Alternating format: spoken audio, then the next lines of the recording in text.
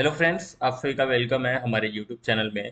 Friends, आज के इस वीडियो में हम ये क्वेश्चन एक जो है इसको हम सॉल्व आउट करने वाले हैं।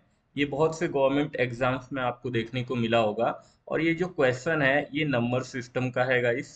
तो आज के इस वीडियो में हम इस क्वेश्चन को किस तरीके से सॉल्व करते हैं यही देखने वाले हैं।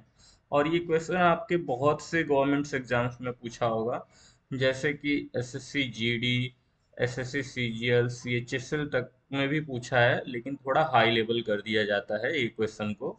तो चलिए इसको सॉल्व करते हैं। तो क्वेश्चन क्या दिया गया है, find the total number of digits given expression. एक आपको ये एक्सप्रेशन दिया गया है, आप देख सकते हैं, और ये एक्सप्रेशन जो आपको दिया गया है इसी को आपको सॉल्व आउट करना है।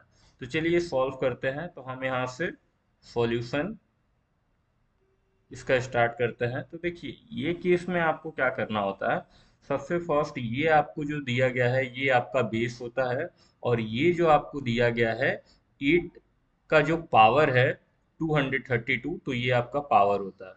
तो आपको क्या करना होता है, आपकी जो बेस है इसको आपको कभी भी 10 बनाना होता है, और ये पावर जो है ये पावर और ये पावर दोनों का ही नंबर्स का जो पावर है वो आपको सेम करना होता है। तो आप इसका आंसर निकाल सकते हैं। तो चलिए हम इसको किस तरीके से, आप पहले हम बेस को 10 बना देते हैं कि दोनों को मल्टीप्लाई करने के बाद 10 हमें बेस में मिल जाए और जो पावर है वो सेम हो जाए।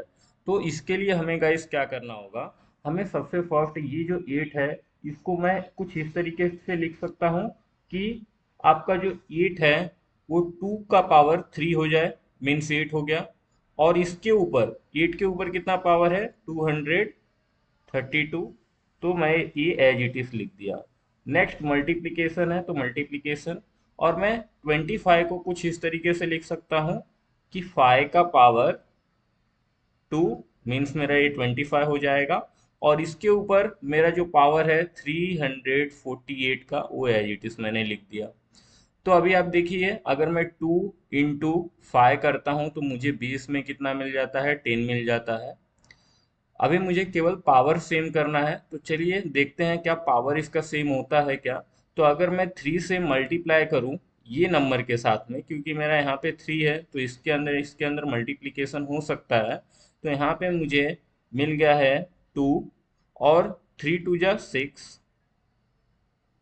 3 × 3 = 9, 3 × 2 = 6। तो यहाँ पे मुझे ये पावर इसका मिलता है 2 का। देन मल्टीप्लिकेशन, एंड मुझे अभी क्या करना है, ये जो 2 है इसको इसके साथ में मल्टीप्लिकेशन करना है।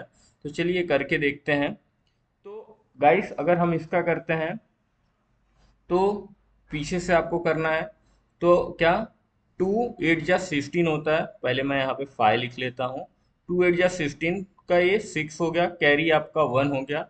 2 × 4 = 8 और एक 9 हो गया, और यहाँ पे 2 × 3 = 6 हो गया।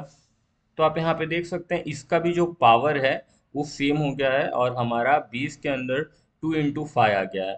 तो ये आपका क्या बन जाएगा, 10 का पावर 396, ये आपका ये बन जाएगा। अब ये कैसे बना, तो देखिए ये एक फॉर्मूला होता है मैथ्स के अंदर। वो फॉर्मूला क्या होता है गाइस, ये आपका फॉर्मूला है,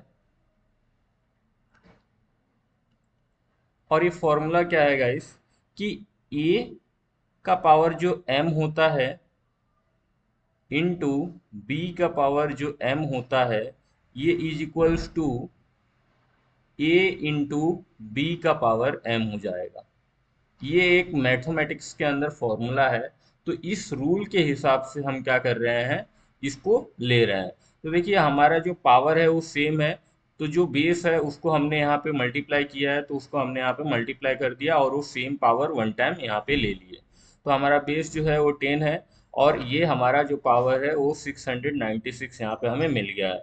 लेकिन गाइस अगर आपको पता होगा तो एक और भी फॉर्मूला होता है, और ये सीक्वेंस एंड सीरीज चैप्टर से बिलोंग करता है ये फॉर्मूला, कि अगर 10 का जो भी n टर्म होगा वो कभी भी क्या होगा, अगर हम नंबर ऑफ डिजिट फाइंड कर रहे हैं तो n+1 होगा। ये आपको ये भी रूल याद रखना है कि जब भी आपका 20 के अंदर 10 होगा तो जो भी nth टर्म होगा उसके अंदर आपको +1 कर देना है। तो आप क्या फाइंड कर सकते हैं, नंबर ऑफ डिजिट फाइंड कर सकते हैं। तो यहाँ पे आपसे नंबर ऑफ डिजिट्स ही पूछा गया है। तो इसका फिर आपका नंबर ऑफ डिजिट्स कितना हो जाएगा, अगर हम बात करें तो इसका आपका 697, ये आपका नंबर ऑफ डिजिट्स आ जाएगा।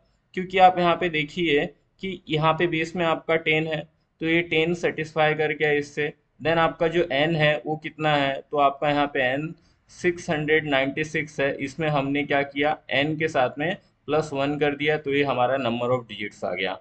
तो इस तरीके से आप number of digits find out कर सकते हैं। यहाँ पे हमें जो सेकेंड ऑप्शन था वो 697 दिया गया है, तो ये हमारा करेक्ट ऑप्शन है। और यहाँ पे मैं ऑप्शन लिखना भूल गया, तो ये आप चेक कर लीजिएगा। और ये क्वेश्चन आपका एसएससी सीजीएल के अंदर पूछा गया है। तो ये क्वेश्चन आप इसी तरीके से सॉल्व आउट कर सकते हैं गाइस। इसी तरीके से मेरे और भी बहुत से क्वेश्चन मैंने बनाया है।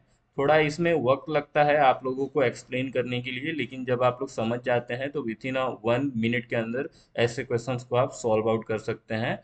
तो उसके मेरे प्लेलिस्ट आपको मिल जाएंगे डिस्क्रिप्शन बॉक्स में और आई बटन में भी, तो वो वीडियोस को भी आप चेकआउट कर सकते हैं।